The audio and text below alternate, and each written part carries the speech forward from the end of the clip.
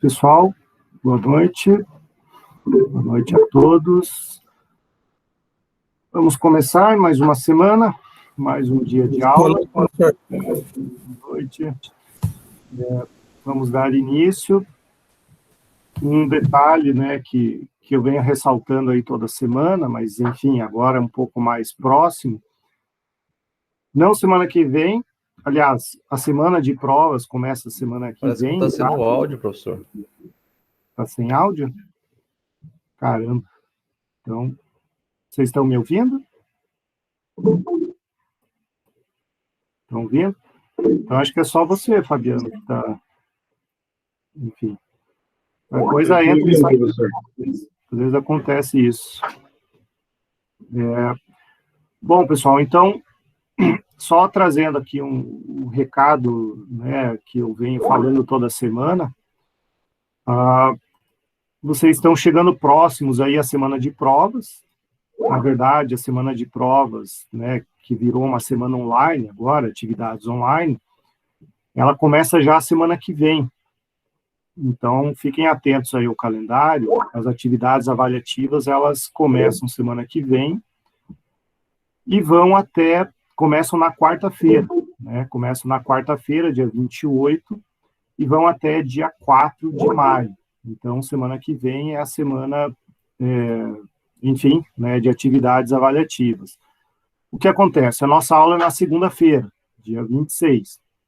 Dia 26 ainda está fora aí desse período de atividades avaliativas.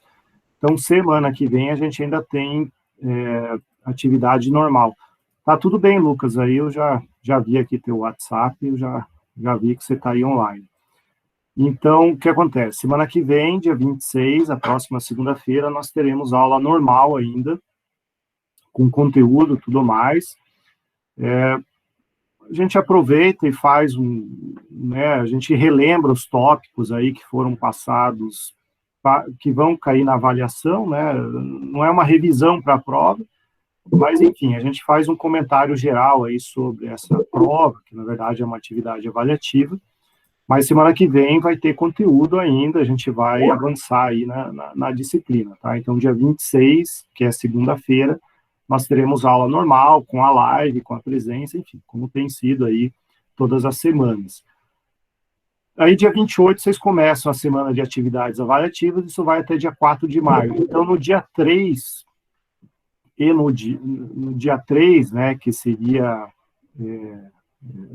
nossa aula, a gente não vai ter aula. Então, no dia 3 de maio é que não temos a live, aí, enfim, é a semana dedicada à atividade avaliativa. Tá? Então, semana que vem aula normal, dia 3, sim, é a atividade avaliativa. O que acontece é que vocês não precisam fazer, né, a atividade avaliativa exatamente no dia 3, que é o nosso dia reservado aqui. Como é que funciona aí o portal do aluno? Vocês vão lá em avaliação no primeiro bimestre, e lá ele vai permitir que vocês resolvam as questões a partir do dia 28 já, né? Então, do dia 28 às 7 horas da manhã até dia 4 às 11 horas da noite. É o período que vocês têm para realizar aí as atividades avaliativas.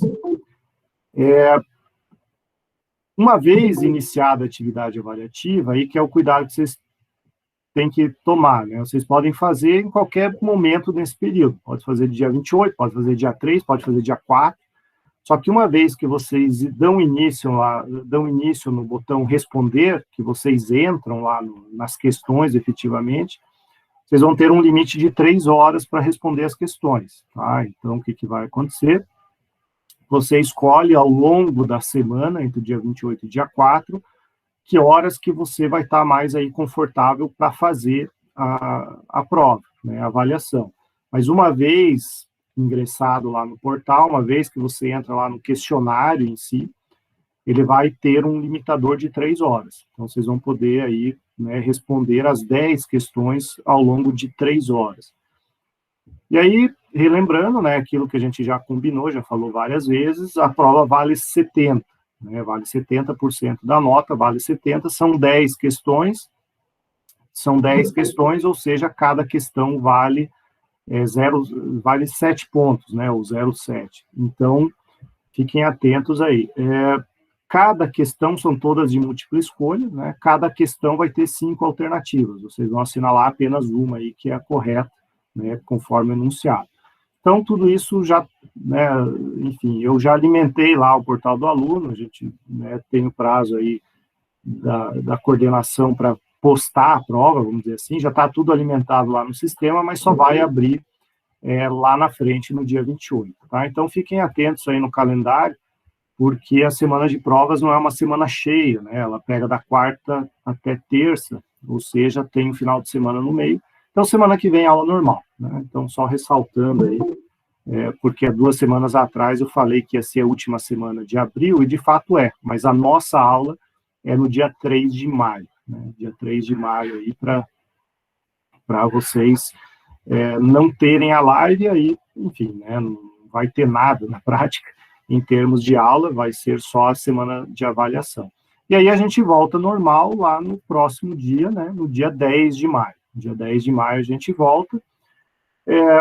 Essa sistemática online, de alguma maneira, ela torna desnecessária a correção da prova, porque a hora que esgota o prazo de resolução das provas, vocês já vão ter o gabarito, vocês já vão saber a nota, já vão saber se foram bem ou não, né? Então, a devolutiva da prova, na prática, é se alguém tiver alguma dúvida, algum questionamento, aí pode fazer, mas eu não vou ficar comentando questão por questão, nem nada disso, porque vocês vão ter exatamente lá, eu já alimentei o sistema para ele sinalizar qual é a correta e tudo mais.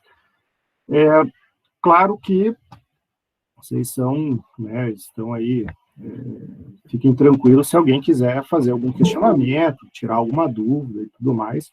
O único cuidado que vocês precisam ter não adianta vir falar para mim, professor, na questão 5, a alternativa C, eu fiquei em dúvida. Vejam, o sistema ele é parametrizado para deixar aleatórias as questões, tá? Então, o que, né, para a Anaísa é a questão 1, lá para o Carlos é a questão 8, né? E dentro dessa mesma questão, enquanto que a correta da Anaísa é a letra C, para o Carlos vai ser a letra A, né? Então, vejam que o sistema ele faz esse sorteio aleatório, vamos dizer assim, tanto das questões quanto das alternativas das questões, né, dentro das questões. Então, vira uma grande mistura, né? Então, só esse cuidado aí, mas, enfim, vocês já fizeram semestre passado, vocês estão habituados aí com esse tipo de sistema, né? Vocês já sabem como funciona. Então, esse recado geral aí para vocês sobre as 2 próximas semanas. E aí, depois da prova, enfim, a gente volta falando dos benefícios em espécie. Para quem já olhou aí no AVA, eu já, inclusive, coloquei o conteúdo da semana que vem. Semana que vem a gente encerra a teoria geral dos benefícios. E depois, né, da prova, a gente vem com a parte dos benefícios em espécie. E, finalmente, a gente vai ver benefício por benefício, requisitos e tudo mais. E o segundo bimestre, ele é muito mais curto que o primeiro. Na prática, né, vai ser só 2 meses aí no segundo bimestre, enquanto que o primeiro, aí a gente começou, né, bem mais cedo, aí a gente começou na primeira semana de fevereiro, então, em termos de quantidade de aulas, o segundo vai ser bem mais rápido. Bom, vamos lá, deixa eu compartilhar aqui o nosso slide, né? Vocês já estão acostumados, sempre um slide de apoio, esse material sempre disponível para download, né? Então, vocês já se habituaram, né, como é essa rotina. E hoje a gente vai trazer um assunto bastante peculiar, né, e ele é pontual, acaba sendo pontual. A gente vê na aula de hoje e pronto, né? A gente não é sequência da aula passada e na aula que vem também a gente não avança nesse mesmo tópico. A aula de hoje vai trazer esse assunto em específico, que são os crimes contra a Previdência Social. Então, existe uma parte do direito previdenciário, assim como existe em qualquer ramo do direito público, né? Existe aí um braço, vamos dizer assim, que sempre vai cuidar aí da parte penal, né? Então, nós temos no direito tributário, direito penal tributário, nós temos no direito administrativo, né, a parte das infrações, dos crimes, né, inclusive corrupção, e aqui no direito previdenciário a gente também tem uma parte dessa disciplina que é relacionada aí ao direito criminal, né? Então, claro que nessa aula aqui de direito previdenciário a gente não vai entrar no inquérito policial, a gente não vai entrar aí na parte de processo criminal e tudo mais, porque, enfim, né, isso aí vocês têm disciplinas específicas quanto a isso. O único detalhe que vocês precisam, né, ficar atentos é que esses crimes contra a Previdência Social, eles sempre vão ser direcionados aí à Justiça Federal, né, porque a Previdência Social é uma autarquia federal, é verba pública federal, então quem vai estar investigando é sempre a Polícia Federal, né? Então são inquéritos que tramitam na Polícia Federal e, havendo aí a denúncia, vai para uma das varas criminais federais. Então é um tipo, né, de processo aí que assusta muito alguns, inclusive empresários que praticam alguns crimes aí, porque a Justiça Federal, a gente sabe, pelo menos aparenta aí, que ela tem muito mais tecnologia, muito mais capacidade de investigação do que a Polícia Civil, até pelo volume, talvez, de situações aí.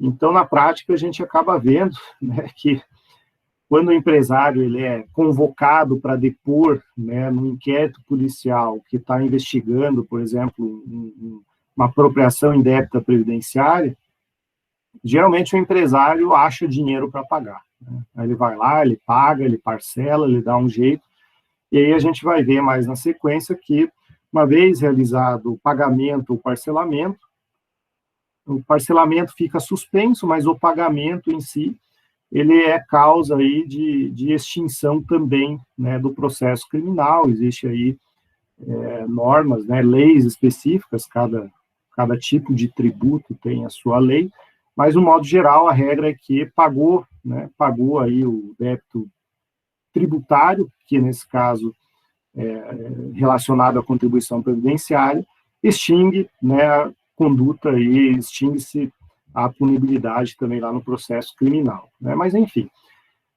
a gente vai ver na sequência. Esses crimes contra a Previdência, eles acabam tendo um volume aí bastante considerável, né, de recorrências. A Previdência, ela tem aí um monte de situações, e a gente vê de vez em quando, em que as pessoas tentam fraudar, né? Tentam fraudar, e aí a gente tem os dois lados, né, em que geralmente se tenta fraudar. Uma é com relação ao benefício, né, e outra é com relação aí ao custeio. Então, nós temos um volume, né, de pessoas que tentam manipular indevidamente, e aí ilicitamente, a concessão de um benefício, né, busca de um benefício indevido. Então, podem fraudar documento, podem, enfim, existe até as possibilidades aí de corrupção, né, de você subornar um perito do INSS, um médico do INSS, qualquer coisa assim, para conseguir um benefício indevido, né, conseguir um benefício previdenciário de forma indevida. E aí existe um outro lado que existe na parte de custeio, a parte tributária, né? Então, existem algumas formas, né, alguns tipos penais no tocante a você não fazer a contribuição, contribuir de maneira, enfim, indevida, de você não repassar valor que deveria ser repassado. Então, enfim, né, nós temos aí basicamente duas possibilidades, né, que a gente vê.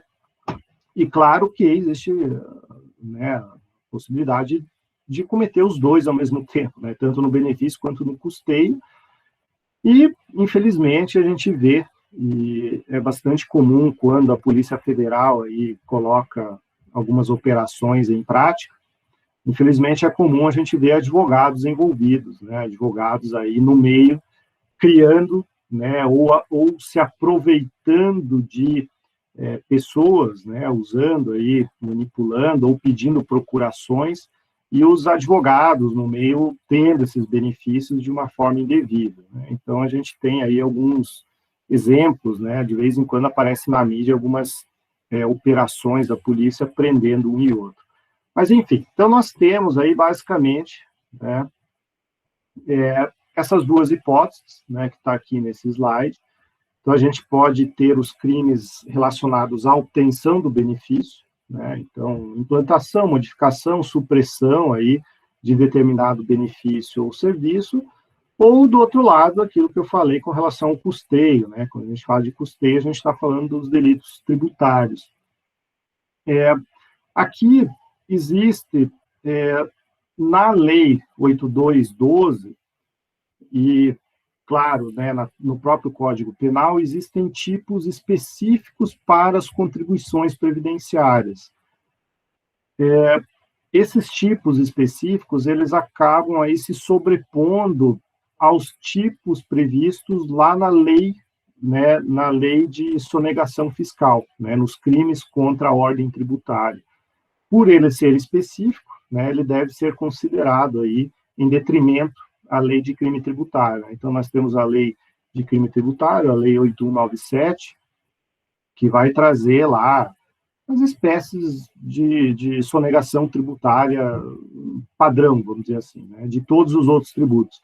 Mas quando envolve a contribuição previdenciária, geralmente vem para esses tipos que a gente vai ver hoje, e esses tipos, eles acabam sendo mais severos, talvez, ou eles são mais evidentes, porque muitos deles estão no Código Penal, né? Então, é o Código Penal aí se atentando a esse problema de contribuição previdenciária, né? Enfim, a gente vai ver aqui, né, os slides de hoje, basicamente, é uma verificação, né, de todos esses tipos penais, aí, ou pelo menos os mais evidentes. Mas todos eles acabam tendo aí um fator comum, que é a atuação dolosa, né? A atuação dolosa, a intenção do agente aí de praticar esse tipo de delito, né? Então, o crime previdenciário, ele não é culposo, ele não permite aí, né, que, puxa vida, a pessoa nem sabia e, né, enfim, as modalidades culposas lá por negligência, imperícia, né, ou omissão, acabam não se aplicando. Sempre tem aqui a intenção do agente, né? Sempre está envolvido aí com a intenção do agente. Bom, quais são os tipos penais, quais são os crimes previdenciários? É isso que a gente vai ver na aula de hoje, né? E a aula de hoje vai trazer aí aqueles com maior importância, e a gente vai evoluindo para aqueles de não tão grande importância. E quando a gente fala em importância, a gente acaba medindo sempre pelo tempo de pena, né? Pelo tempo que a pessoa pode ou não ser presa, né? Resumindo. Então, a gente tem aí, e aí, sem dúvidas, que o crime tributário mais comum e mais temido acaba sendo esse aqui, esse desse slide 4, que vem trazer a apropriação indébita previdenciária, né? A apropriação indébita previdenciária é, sem dúvida, aí, o crime que mais é temido pelos empresários, tanto que, né, eu já advoguei para algumas empresas e, infelizmente, os empresários chegam numa situação que eles consultam o advogado no seguinte sentido: olha, eu não consigo pagar meus tributos, né? Eu não tenho dinheiro para pagar imposto. Qual o imposto que eu posso deixar de pagar que vai me causar menos prejuízo, né? Qual é o tributo aí que eu poderia deixar de pagar e o impacto não seja tão grande, né? Aí a gente fala, de um modo geral, né? O advogado nunca vai orientar para né, não fazer alguma coisa que o direito manda, mas nesse tipo de situação, uma das primeiras respostas que todo advogado dá é: não deixe de repassar o valor da contribuição previdenciária que você retém do teu funcionário, né? Porque esse dinheiro não é seu, muito embora na prática fica parecendo que é, porque, né, enfim, você só desconta do salário, o dinheiro fica na sua conta. Então, na prática, esse dinheiro está lá no caixa da empresa, entre aspas, mas esse dinheiro não é da empresa, né? Então, o que esse dinheiro significa? É uma retenção do funcionário. A gente está falando de apropriação indébita previdenciária, é quando não há o repasse daquele desconto que é realizado no holerite do funcionário, né? Então, conforme a faixa lá, é 7, 8, 11 ou 12%, né? Tem aquela escala. Então, esse dinheiro ele é retido do funcionário. E esse dinheiro não é da empresa, esse dinheiro é do funcionário, só que a empresa ela é colocada na qualidade de responsável tributário do recolhimento daquele valor. Então, quem é o contribuinte? Quem é né, quem tem esse dinheiro descontado? É o funcionário, é a pessoa física. Mas quem repassa isso para a Previdência é a empresa. Então, vejam, em termos jurídicos, esse dinheiro não é da empresa, esse dinheiro é do funcionário, e aí a empresa, ao invés de dar o dinheiro para o funcionário, ela dá o dinheiro para o INSS. Então, é essa retenção, né, esse não repasse da retenção, que gera aqui esse delito de apropriação indébita previdenciária, né? Então, é aquela coisa, né? Se o empresário soubesse distinguir e tudo mais, ele poderia, né, de uma certa maneira, tudo bem, a parte da retenção, a parte do repasse daquilo que eu peguei do funcionário, eu faço para o INSS. Agora, a parte da contribuição dele, ele deixaria de pagar, né? Seria uma maneira aí dele não incorrer num crime. Então, veja, uma pessoa, uma empresa que deixa de repassar o INSS para, né, o órgão, deixa de recolher a contribuição, está cometendo aí, primeiro, uma infração de natureza tributária, né? Então, o que acontece com uma empresa dessa? Ela vai sofrer uma execução fiscal, né? Ela está deixando de passar um dinheiro, ela sofre uma execução fiscal. Então, é a empresa que é penalizada lá na esfera fiscal, e não o funcionário. O funcionário, inclusive, ele é vítima disso daí, né? Ele acaba sendo vítima dessa ausência de repasse. E isso acaba sendo um problema, porque em algum momento, né, na vida do funcionário, ele vai lá e vai tentar se aposentar, né? Ele vai tentar se aposentar e ele vai buscar um extrato lá do INSS de tudo que ele contribuiu, né? E se a empresa não repassou, pode acusar lá no INSS que ele está em atraso, né? Simplesmente não houve o recolhimento pela empresa. O funcionário, ele pode ser punido por isso, ele vai ser punido, ele vai deixar de se aposentar por conta disso? Não, né? Aí que vem a parte boa da história, para quem é funcionário, claro, é que o empregado, ele não é prejudicado em razão dessa ausência de repasse por parte da empresa.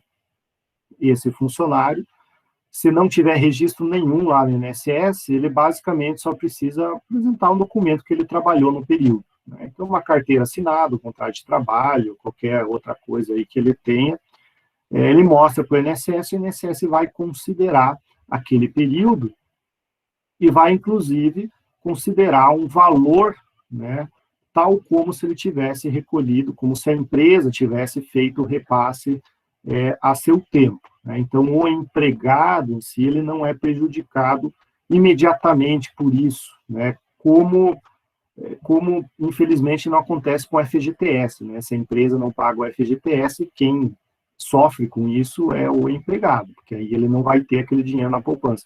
No INSS, não, ele não tem esse impacto na aposentadoria, ele não tem esse impacto direto, né, no seu benefício. O prejuízo, talvez, que ele tenha é só a dor de cabeça dele ir lá no INSS e provar que ele trabalhou naquele período, que ele ganhou tal valor naquela época e tudo mais. Mas, em termos tributários, o funcionário não é prejudicado, quem é prejudicado e quem é executado depois é a pessoa jurídica, né? Então, a pessoa jurídica, ela sofre esse impacto tributário, né? Então ela vai sofrer uma execução fiscal, ela vai sofrer lá uma inscrição endividativa, e aí todo o processo de cobrança judicial, né, que é a execução fiscal. Então ela tem esse impacto na área tributária e tem, ao mesmo tempo, né, essa questão da apropriação indébita previdenciária. Existe um problema no Brasil, né, que é uma inadimplência generalizada de tributos. Existe no Brasil né, enfim, existe um volume gigantesco de empresas e pessoas que não pagam seus tributos em dia, inclusive essa questão previdenciária, né? Aí muita gente pensa assim, mas ninguém paga e não acontece nada, né? Na verdade, acontece, na verdade, isso aqui é lei, deveria ser aplicado para todos. O problema é que Receita Federal e polícia, enfim, não tem estrutura para abrir um processo e penalizar todos aqueles que deixam de pagar um tributo, né? Então, muita gente pensa, né, e existe uma impressão geral de que esses crimes, né, que muita gente chama de colarinho branco, né, esses crimes aí tributários, esses crimes relacionados à Previdência, que isso não existe, nunca vi ninguém ser preso, isso não acontece nada, blá, blá, blá. Acontece, né, acontece. O que ocorre na prática é que quando um empresário é intimado pela Polícia Federal para prestar esclarecimento e depoimento sobre o não repasse de tributos, né, é aquilo que eu falei logo atrás, pode ter certeza que o dinheiro aparece, né? O dinheiro vai aparecer, ele vai parcelar, ele vai dar um jeito, porque aí ele fica com medo, né? Realmente o empresário, quando é intimado pela polícia, ele fica com medo, ele vai dar um jeito de pagar. É isso que a gente acaba vendo na prática, e aí com o pagamento esses crimes aí, eles acabam desaparecendo, né? Mas existem os crimes. Um exemplo recente aí do ano passado era o dono lá, enfim, o cara que manda na Skin Cariol, né? Ele teve aí a prisão ano passado decretada. Por quê, né? Porque ele não pagava tributo, mas ostentava uma vida de riqueza e tudo mais. Só que ele foi enquadrado lá na lei de crimes tributários, não exatamente essa de apropriação indébita, mas os crimes tributários e apropriação indébita previdenciária existem e tem uma penalidade relativamente grave, né? Então vejam qual é a pena desse tipo penal aqui: reclusão de 2 a 5 anos, né? Vejam que num patamar máximo aqui, inclusive ele vai para regime aí, né, pode ir preso fechado mesmo, regime fechado, não tem aí a possibilidade de transação penal, nem nada disso. Então vejam que é um crime, de certa forma, grave, é um crime aí que tem, né, uma graduação de pena bem considerável. Então o empresário acha dinheiro, ele acha dinheiro. Quem é o ente jurídico lesado aí nessa história toda, né? A Previdência Social, a sociedade, né? Então, assim, isso acaba sendo regra aqui de todos, ele é um crime aí não é condicionado à representação, é um crime aí incondicionado, né, ao poder público, né, a sociedade que é lesada pela falta do repasse aí desses valores. Então, é um tipo penal aí que é uma ação penal pública incondicionada, que ela, né, ela se desenvolve, né, não precisa de representação, nem queixa, nem nada disso.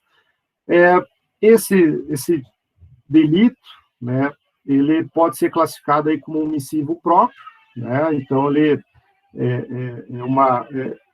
o deixar de repassar, que é a condição aí que faz, né, que implica, né, na configuração do crime. Só que existe o outro lado, né? Esse deixar de repassar significa que ele tem uma folha de pagamento e que houve uma retenção lá do funcionário, né? Então, acaba somando aí as regras, tanto de responsabilidade tributária, né? Ele tem o dever de reter esse valor, mas ele não faz o repasse, né? Então, pressupõe-se que já houve o desconto, mas não houve o repasse. Então, é aquilo que eu falei, não é a parte da contribuição previdenciária da empresa, né? Não é a contribuição previdenciária que a pessoa jurídica paga, e sim é a contribuição previdenciária que é retida do funcionário. É isso que vai acarretar aí, e exatamente o nome traz isso, né? Apropriação indevida, ou seja, você se apropria daquilo que não é seu. Esse valor não é seu, não é da empresa, mas a empresa deixou de repassar, então ela está se apropriando indevidamente.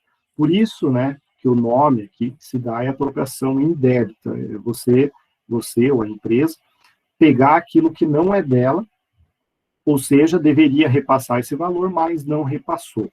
Então, nós temos aí esse primeiro, né, tipo penal de apropriação indébita previdenciária. Também é um delito próprio, que só pode ser cometido pela empresa que a legislação tributária coloca como responsável tributário, né, nesse caso é sempre o empregador.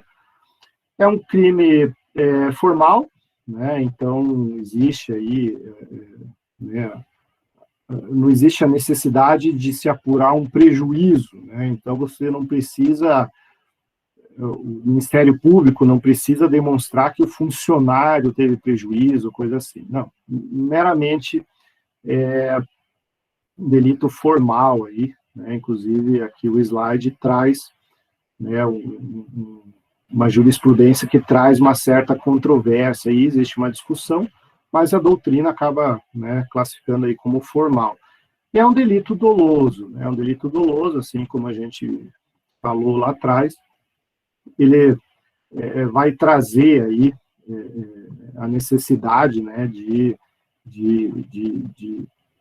intenção do agente, né, de não praticar aí, de buscar se aproveitar desse dinheiro, né? Então, nós temos aí essa discussão que acaba trazendo, né, e aí a própria jurisprudência discute muito sobre esse assunto, aquela empresa que não tem condições de pagar, né? Então, imaginar o empresário que faliu, ele quebrou, né? Ele simplesmente quebrou, não tem dinheiro em caixa, e aí ele deixa de pagar essas contribuições, né? Aí se discute muito se mesmo assim, se ele não tem condições financeiras de fazer esse pagamento, se ele pode ser colocado aí, né, como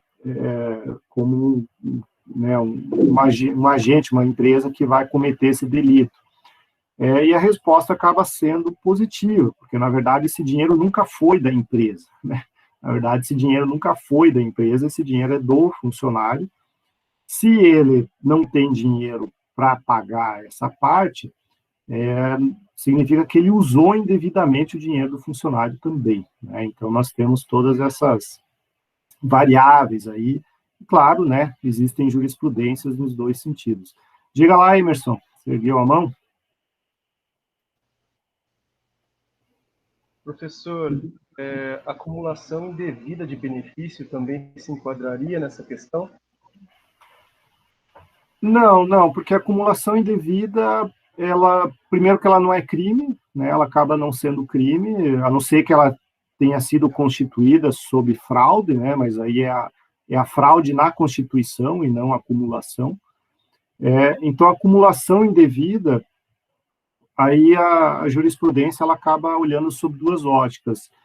Se houve má fé da pessoa, né, se ela sabia que não podia, se ela omitiu um documento para conseguir essa acumulação indevida, ou seja, se ela agiu de má fé, ela teria o dever de devolver o dinheiro que ela recebeu, né? Agora, se ela recebeu de boa fé, né, foi um erro, ela não sabia, foi um erro e ela acabou recebendo 2 benefícios aí, né, simplesmente por uma falha do INSS, por exemplo. Aí ela, inclusive, de boa fé, ela não precisa nem devolver esse dinheiro, né? Então, nós temos aí essas peculiaridades, né, na acumulação de benefícios. Bom, seguindo ainda aqui pela apropriação indébita previdenciária, que é o crime que vale a gente falar um pouco mais, né, porque os outros acabam sendo não tão evidentes ou tão graves, vamos dizer assim, Não que um crime não seja grave, né, mas em termos de pena, essa aqui é mais grave. Com relação à extinção da punibilidade, né, mediante o pagamento integral.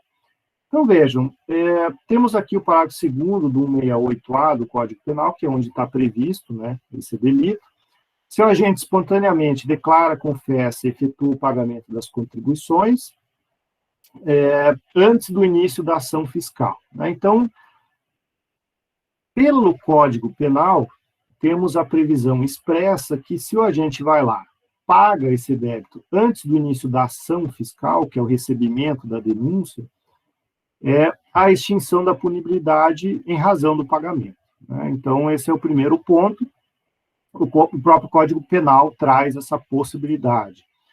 Aí, uma das discussões que se traz é sobre o parcelamento, né? E o parcelamento, né? Vejam só, aqui vocês ainda vão ter em direito tributário essa matéria, essa disciplina, porque é em direito tributário 2, mas lá no artigo 151 do Código Tributário Nacional, tem uma disposição que fala o seguinte: se você parcelar qualquer débito tributário, você suspende aquilo que a gente chama de exigibilidade, né? Então, você tem lá um débito muito grande, você não tem dinheiro para pagar à vista, mas você parcela.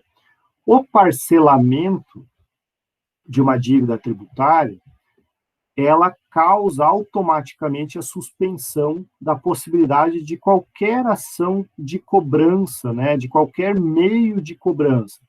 Então, por exemplo, se você está com o teu nome no CADIM, né, no Cadastro de Inadimplentes, o parcelamento retira o nome. Se você foi protestado em razão desse débito, retira o protesto. Se você não está conseguindo certidão negativa, se você parcela, você consegue certidão negativa. Se você tem uma execução fiscal contra você e você parcela, a execução fiscal é suspensa também. E aí muito se discute se o parcelamento também suspende aqui o processo, o inquérito policial, né? Essa parte aqui criminal. E aí existe uma certa divergência na jurisprudência, mas o que predomina é que sim, né? Que a suspensão da exigibilidade, já que se suspende tudo, também suspenderia, né? Também suspende aqui tanto o inquérito e depois, né, se tiver a ação penal, né, a ação criminal já depois de recebida a denúncia. Então, vejam que o parcelamento gera essa discussão, né, mas a jurisprudência majoritária aí traz que sim. Mas, enfim, isso a gente está falando de suspensão. E a extinção, né, a extinção é o que se está colocando aqui com relação tanto no artigo 168A, parágrafo 2º, até o início da ação fiscal. O início da ação fiscal se dá pelo recebimento da denúncia lá do Ministério Público. Então, vejam que, se pagar antes, a extinção acontece aqui, né, já com a própria previsão do Código Penal. Mas e se acontecer depois, né?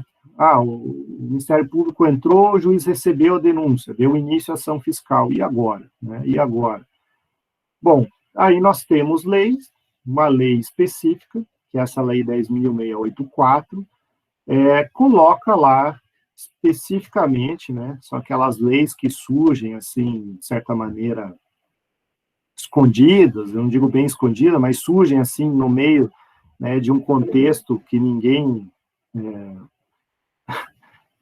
vamos dizer assim, a opinião pública não foi devidamente cientificada, aquelas leis, né, que tem um artigo lá no meio que prevê, né, esse tipo de coisa. O Brasil é comum fazer isso, né, esconde.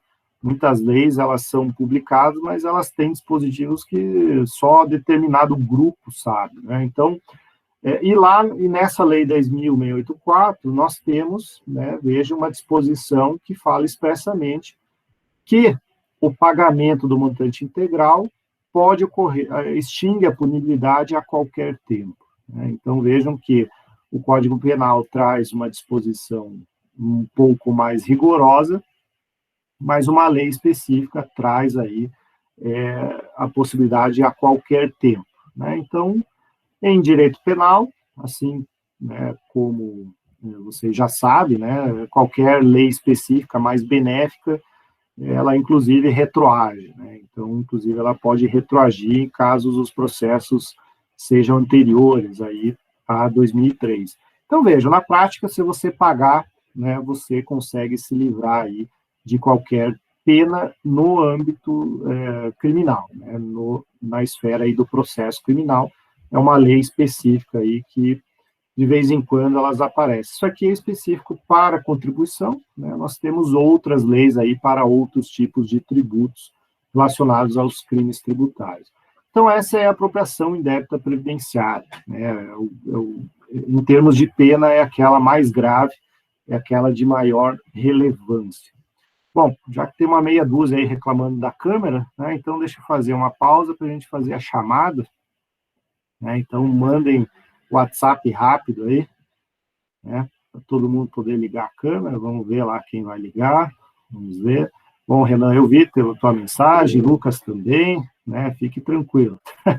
Quem mandou mensagem aí, depois eu dou uma olhadinha, e Fabiano também está aí, fique tranquilo. Vamos só dar o print aí que a gente já... Vanessa, beleza. Então, peraí, deixa eu dar o print aqui com o nome de todo mundo. Beleza, deixa eu só salvar aqui, a gente já continua.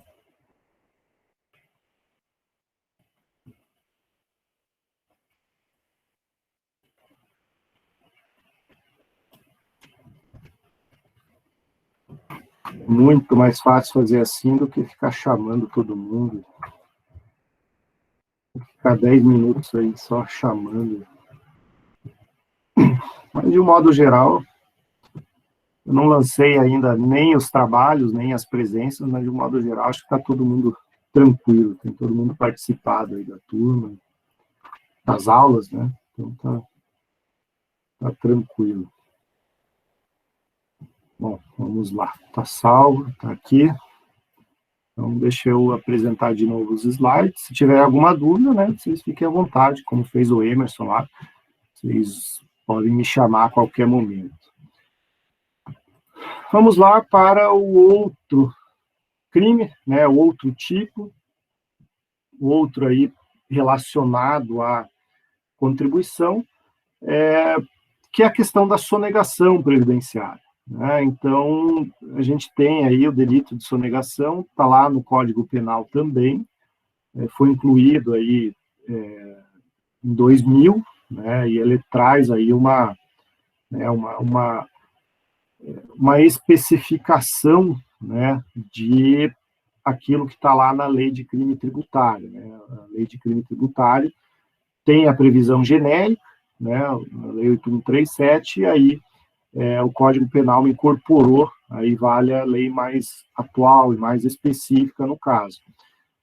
É a mesma ideia, né, aqui quando a gente fala de objeto jurídico tutelado, é proteção ao patrimônio da Seguridade Social, então, aliás, todos os outros, né, a gente vai falar de mais uns 3 ou 4 aí, todos eles têm a mesma peculiaridade, todos eles têm a Seguridade Social como o bem jurídico tutelado, né, o patrimônio aí, da Seguridade Social.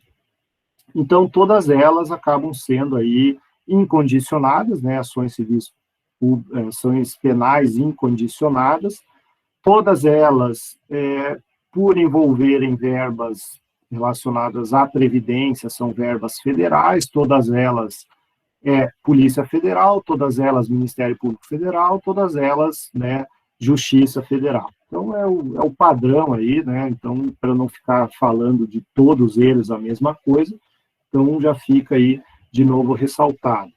Bem, o objetivo aqui, né, é a questão de não fazer o pagamento, né, não fazer aí o pagamento da contribuição previdenciária, que é cargo da pessoa jurídica, né, que é encargo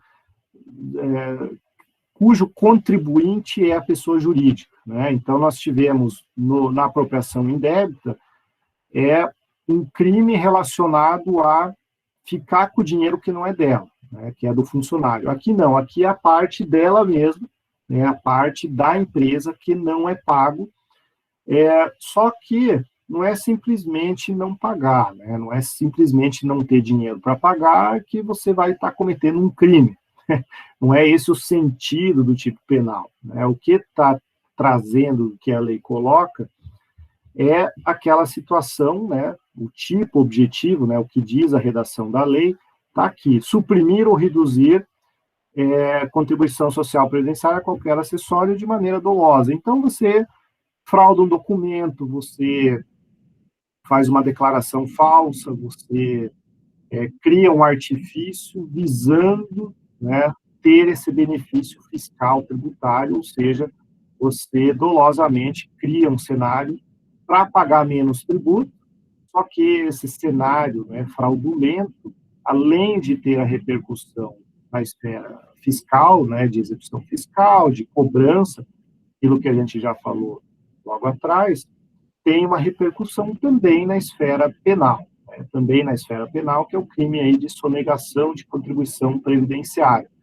Então, de um modo geral, toda vez que o empresário, isso vale aqui no âmbito, no âmbito da Previdência, mas vale para qualquer tributo, toda vez que o empresário, né, ele cria um artifício para deixar de pagar um tributo, ele está agindo com aquilo que a gente chama de evasão fiscal. Evasão fiscal, né, é o nome bonito e técnico para sonegação fiscal. Tá? Então, vejam que evasão tributária, e aqui a gente coloca a previdenciária junto, porque não deixa de ser um tributo, é crime. Né? Então, é crime ou aqui na lei específica de contribuição previdenciária, ou é crime lá na lei de crimes tributários. Tá? Então, nós temos aí esse risco, né, do empresário que faz algo intencionalmente para não pagar. Ele tem a repercussão no mundo da execução fiscal, no mundo tributário, a cobrança, mas ele pode vir a sofrer aí as consequências de um inquérito, né, um inquérito na Polícia Federal e tudo mais. Né? Então, vejam que nós temos aí esse risco. Né? E aí, o que a gente traz aí na classificação desse delito? Então, é um crime omissivo próprio, né, só pode ser praticado aí pela omissão, então é a supressão, você retira da tua contabilidade um determinado valor, você deixa de contabilizar algo já sabendo que aquilo vai ocorrer ou vai resultar aí, em alguma medida, redução da carga tributária. Né? Tudo isso é sonegação, existe 1 milhão de hipóteses, né?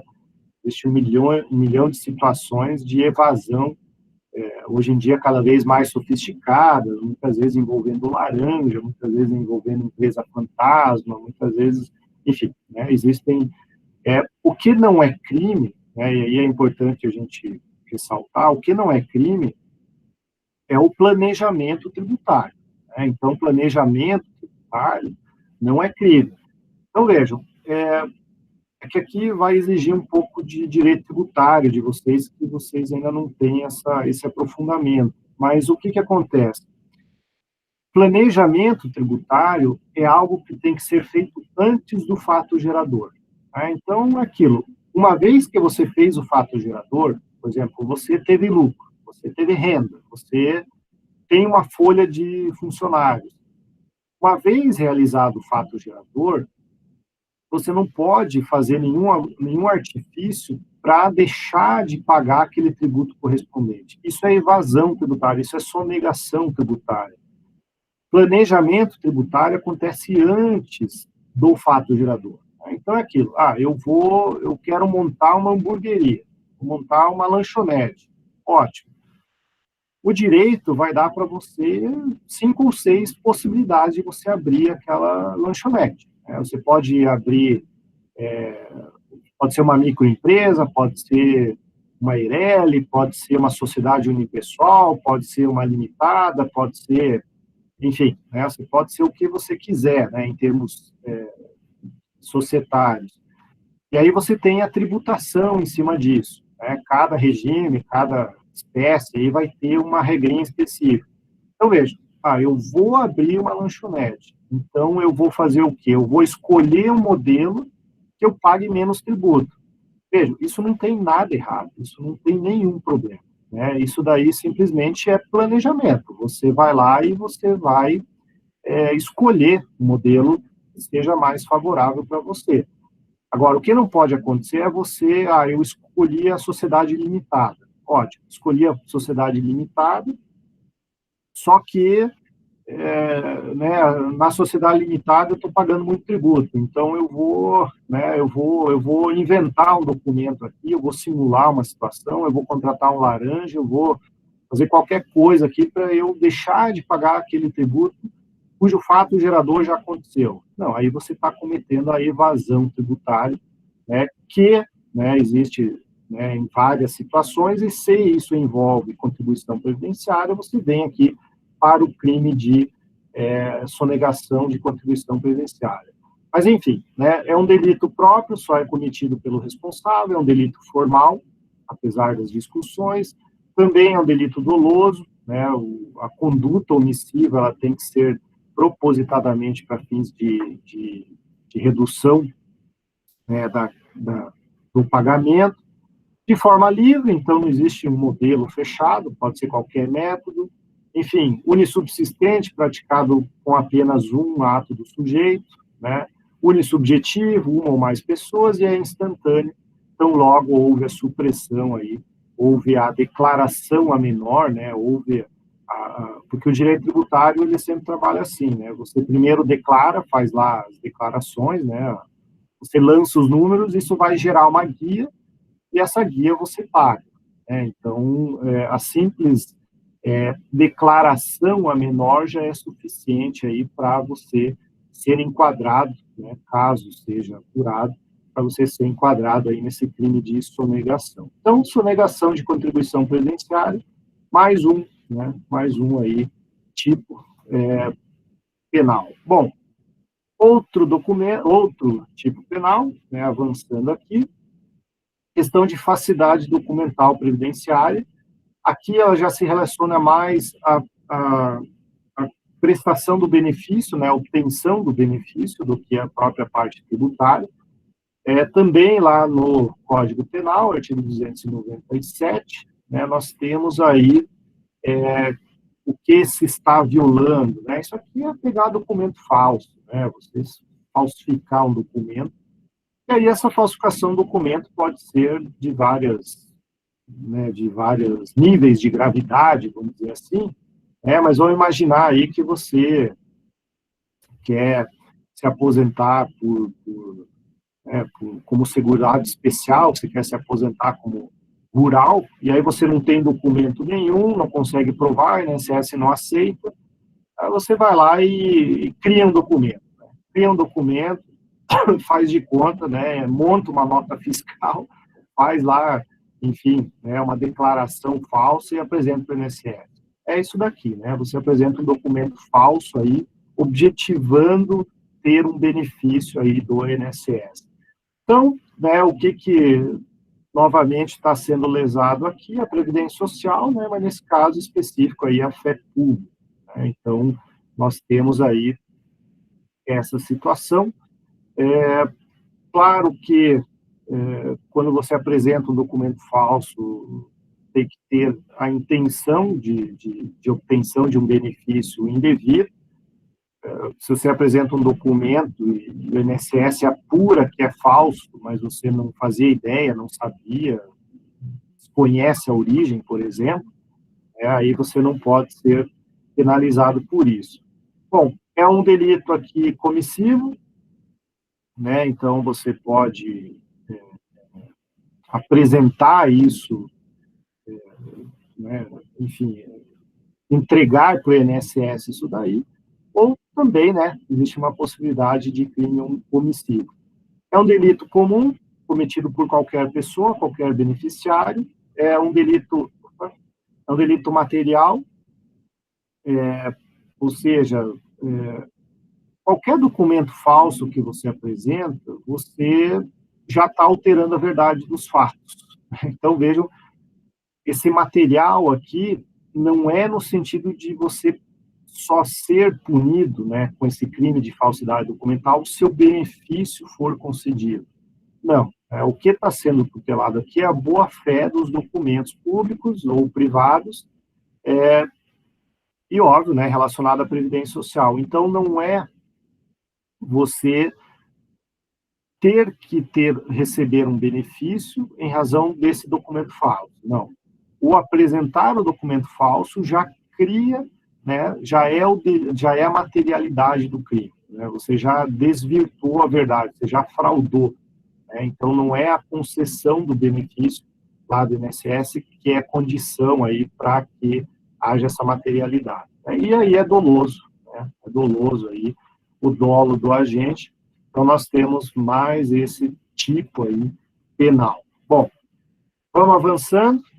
O famoso estelionato, né, o famoso 171, que vocês já devem ter ouvido falar bastante. Nós temos aí o 171, ou estelionato, para fins de obtenção de um benefício previdenciário.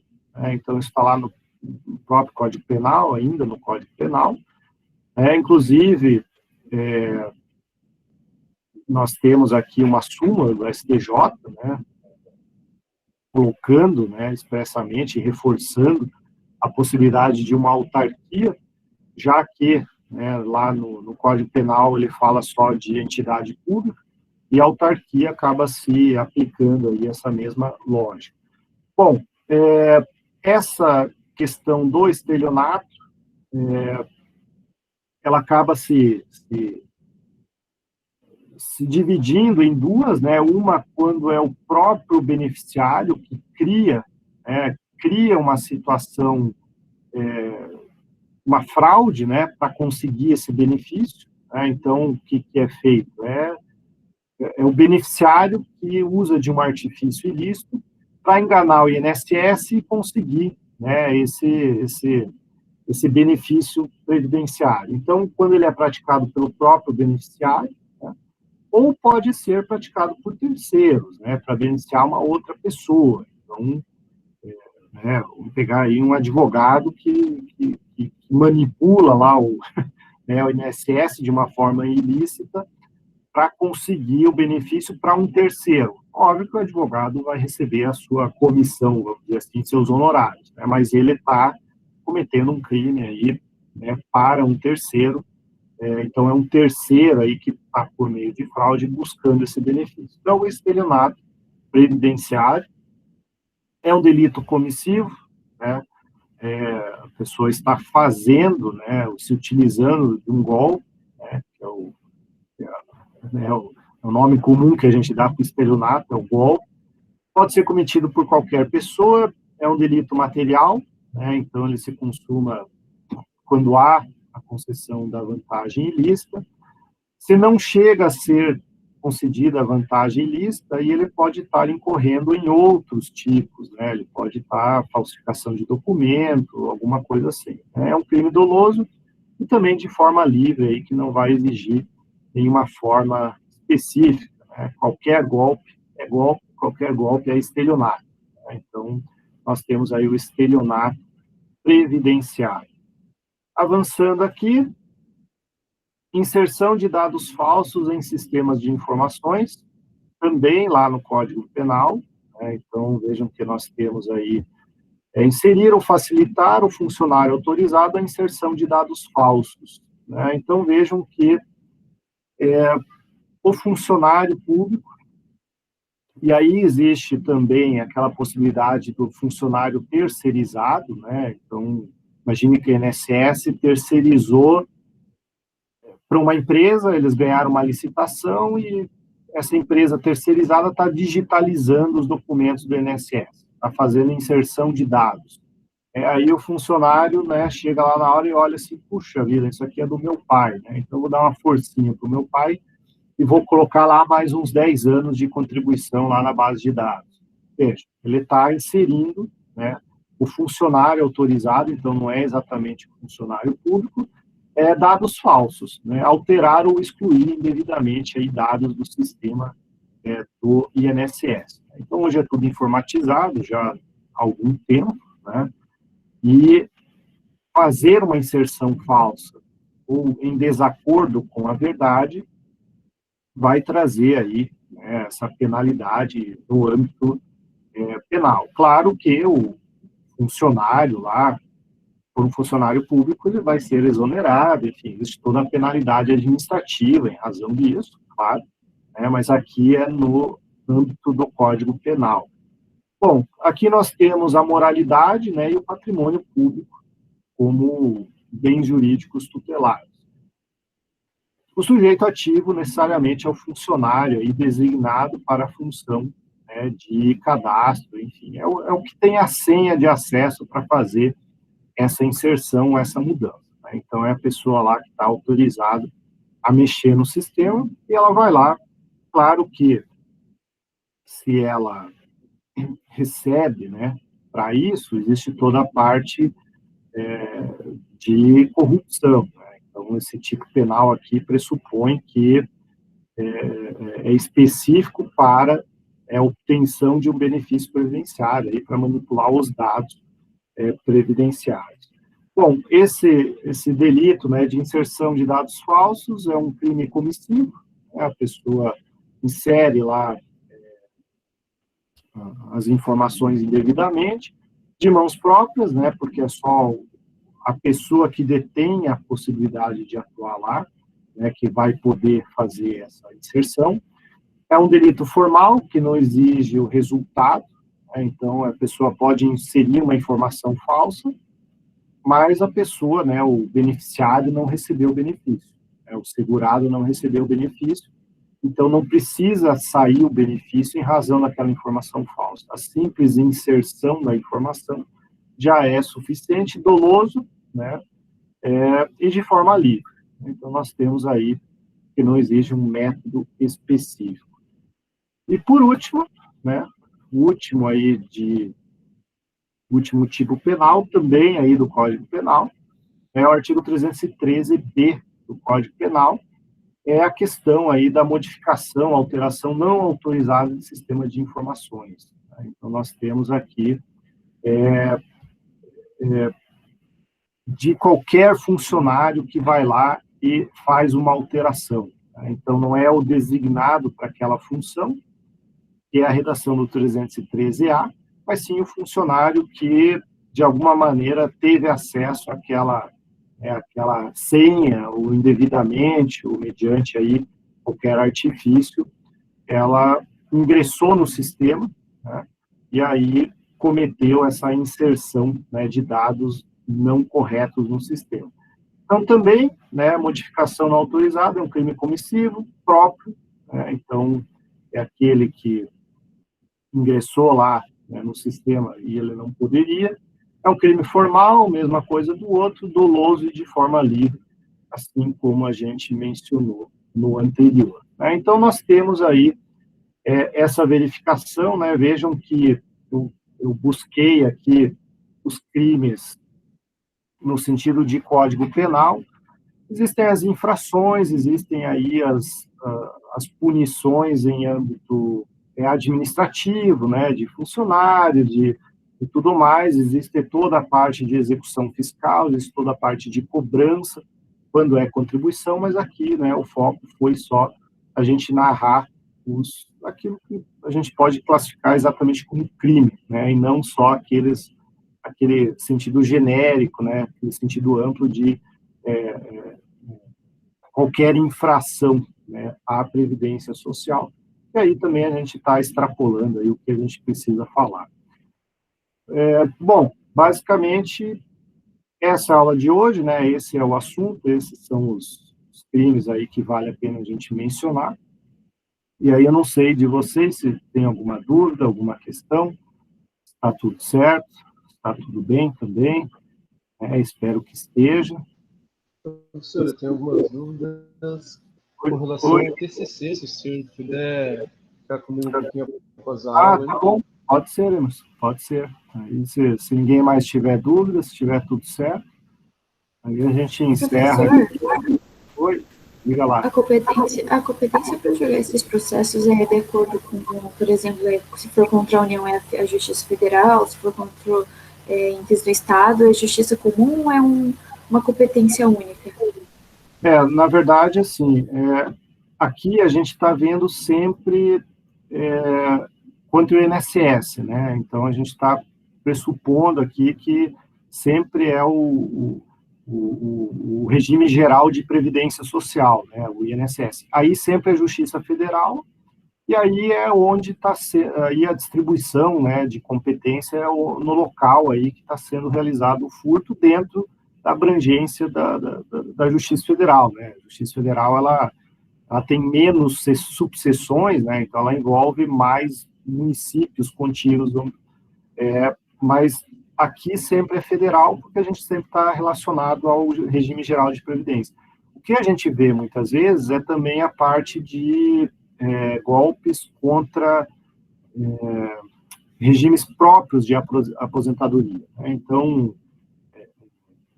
os militares, os funcionários públicos e tudo mais, eles têm o seu regime de aposentadoria, só que aí é no âmbito, né, ou municipal ou estadual. Aí vai para a Polícia Civil, né, e aí vai para a Justiça estadual, né, enfim, aí é conforme a comarca. Mas aqui, como a gente está falando do regime geral de previdência, aí acaba indo, né, sempre para a Justiça Federal. Obrigada. Bom, tudo certo, pessoal? Então tá bom. Bom, o Emerson pediu... Ah, tá aqui o Emerson. Eu vi que você caiu, mas voltou. Bom, pessoal, então agradeço aí a paciência, né? Agradeço aí a compreensão. Semana que vem a gente volta aí com a nossa live. A gente vai fazer, né, uma aula normal e algum comentário aí sobre a avaliação que fica lá na outra semana. Tá bom, pessoal? Então, agradeço a todos, uma boa noite e espero revê-los aí semana que vem novamente.